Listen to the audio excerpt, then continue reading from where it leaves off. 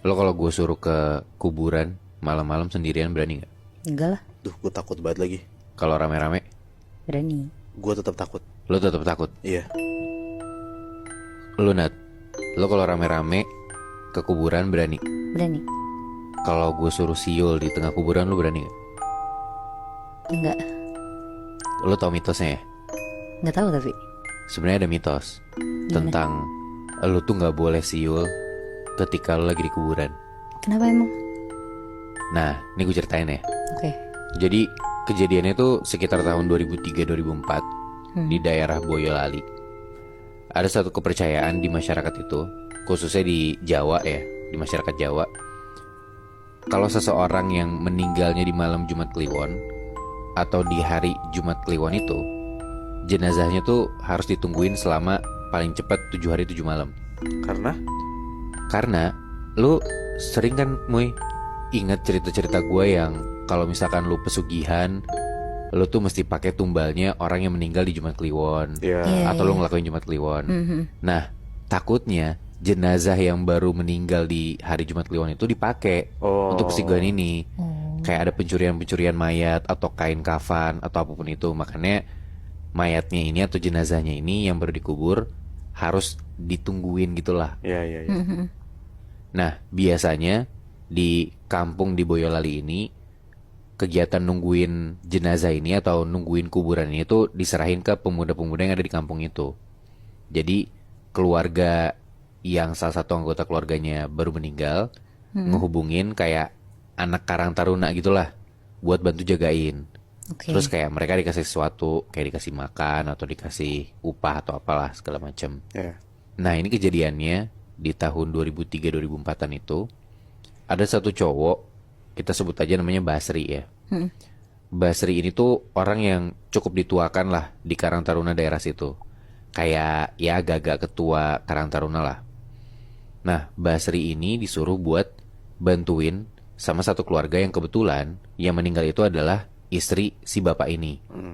Jadi ada seorang bapak-bapak udah cukup tua. Nah, anaknya mapan jadi perantauan gitu. Jadi kayak dia tinggal cuman sama istrinya dan ketika istrinya meninggal di Jumat Kliwon ini, dia minta tolong buat Basri jagain kuburannya. Iya. Dan coba minta buat cariin siapa yang kira-kira bisa nemenin dia juga buat bermalam di samping makam ibunya ini. Nah, akhirnya Basri nemu tuh dan di shift gitu sama dia. Jadi kekumpul sekitar 10 orangan termasuk Basri. Dan di malam pertama mulai tuh mereka jagain. Nah, cuman ngejagainnya emang harus shift genap gitu loh Nat, Muy. Nggak 10-10 orangnya, tapi berenam. Biar.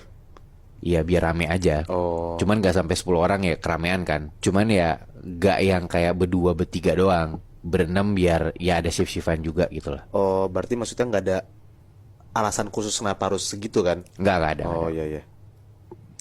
Dan jaga ini juga malam doang selama 7 harian itu. Karena mungkin kalau misalkan siang-siang lebih kecil kemungkinan ada dibongkar-bongkar gitu kali ya kuburannya.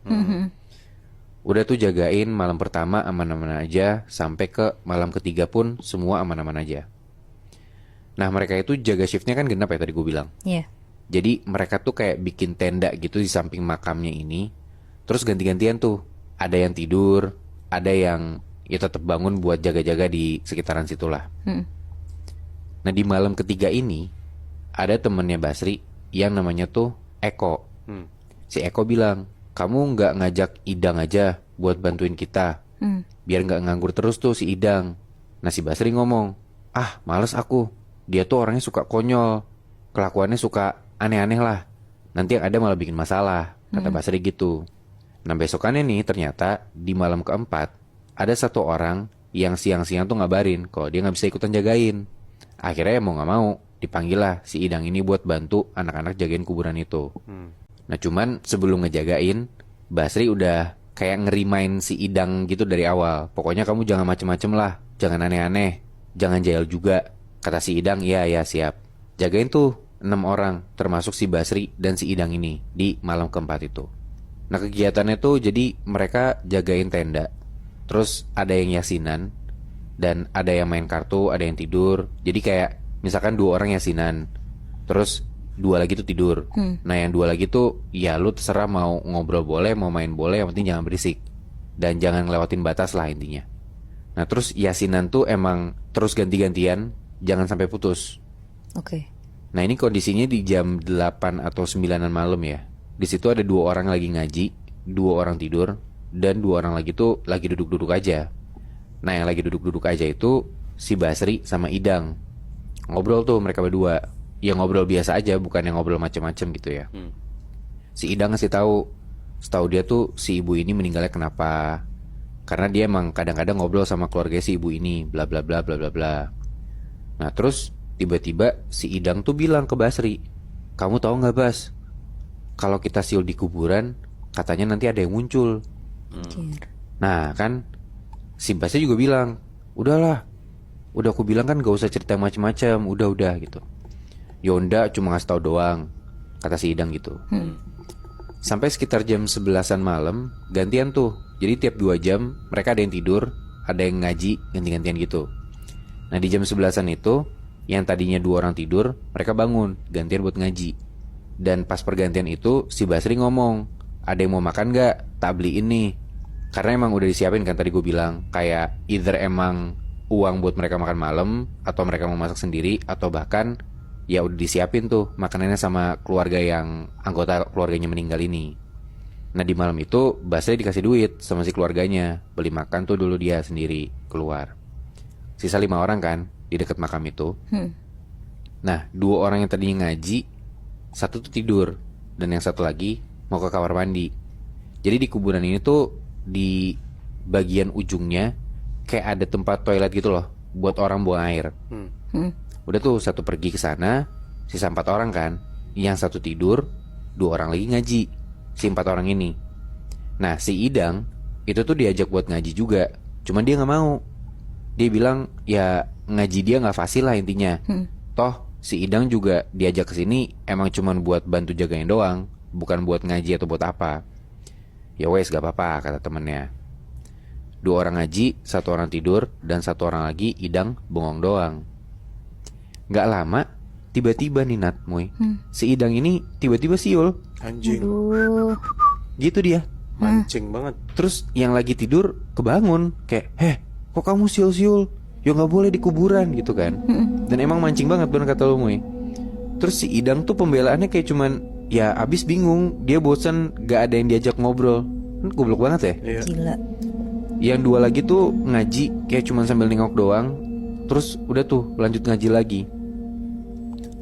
Gak lama dari situ si Idang ini kedenger ada suara langkah kaki dari jauh.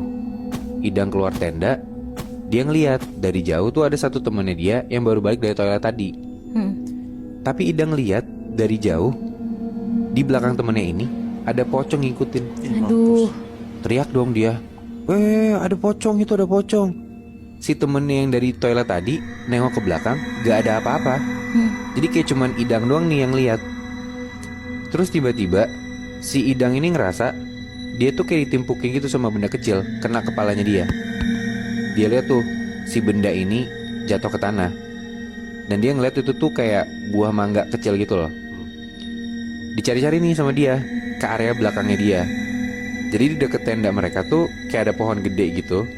Dan ternyata di belakangnya si Idang, si pohon ini, itu di atas pohonnya ada kuntilanak duduk sambil gendong bayi. Mampus. Anjir. Teriak kan dia. Tapi tiba-tiba dari jauh dia ngelihat Basri itu datang. Udah agak tenangan tuh dia. Terus ini keadaannya teman-temannya dia yang lain tuh kebingungan. Si Idang tuh kenapa? Dan mereka semua lagi dalam tenda. Jadi kayak cuman Idang doang nih yang di luar tenda. Basri datang ngedeket ke arah Idang. Kayak Idang tuh ngerasa si Basri ini datang mau nenangin dia gitu, kayak megang pundaknya, kayak ya udah nggak apa-apa gitu kan. Tapi tiba-tiba si Idang ngelihat Basri ini mukanya berubah jadi genderuwo. Dan tiba-tiba kayak mau nyekek Idang gitu loh. Gila. Wah itu chaos banget. Idang teriak-teriak, pokoknya bener-bener berisik banget di tengah-tengah kuburan itu. Dan temennya Idang yang satu keluar dari tenda, nanyain dong, Idang nih kenapa? Di saat yang bersamaan dari jauh Basri itu datang nyamperin tenda mereka sambil lari-lari ngetokin pentungan gitu loh. Idang udah sampai, dan anehnya makhluk-makhluk yang tadinya dilihat Idang tuh perlahan-lahan hilang. Anak-anak yang lain tuh kayak kebingungan nih, si Idang tuh kenapa sih? Ditanyalah sama Basri, si Idang goblok ini tuh emang abis ngapain? Diceritain lah kalau Idang tuh tadi siul-siul dan tiba-tiba dia malah teriak-teriak sendiri, kata teman-temannya kayak gitu. Udah tuh, karena udah chaos banget, udah parah banget, di tengah malam itu Idang disuruh pulang aja. Karena emang kayak bikin masalah banget kan, si Idang bangsat ini kan. Dan semenjak itu Nat, Moy, si cowok-cowok Karang Taruna ini udah bener-bener malas banget tuh, gak mau main lagi atau ngajak ngobrol si Idang. Dia lagi udah kasih tahu jangan siul-siul, dia masih tolol banget ya anjir. Itu dia, kayak gue nggak tahu ya ini beneran mitos khususnya di orang-orang Jawa apa enggak. Cuman ya gue nanya ke lo deh Moy, kayak tadi lo aja, lu nggak mungkin sendirian ke kuburan, apalagi lu ke kuburan buat siul-siul kan. Iya. Terus Bi, tadi gue denger katanya Basri tuh bawa kentungan. Iya. Itu tuh buat apa ya? Nah, mitosnya lagi, jadi katanya ketungan ini tuh dianggap sebagai bentuk kebalikan dari bunyi siulan. Nah, kalau misalkan siulan tuh katanya ngundang setan, kalau kentungan ini ngundang manusia. Nah, setan tuh sebenarnya takut sama manusia. Kalau dari cerita teman gue sih gitu ya. Dan ini kata teman gue. Cuman ya bisa jadi karena emang alat komunikasi tradisional kan kentungan ya. Jadi bisa jadi tuh pertanda ke orang-orang sekitar ada sesuatu gitu dalam tanda kutip. Kayak bikin orang-orang pada bangun. Jadinya ya setan kan kadang gak muncul di saat orang banyak ya. Mungkin gitu kali ya.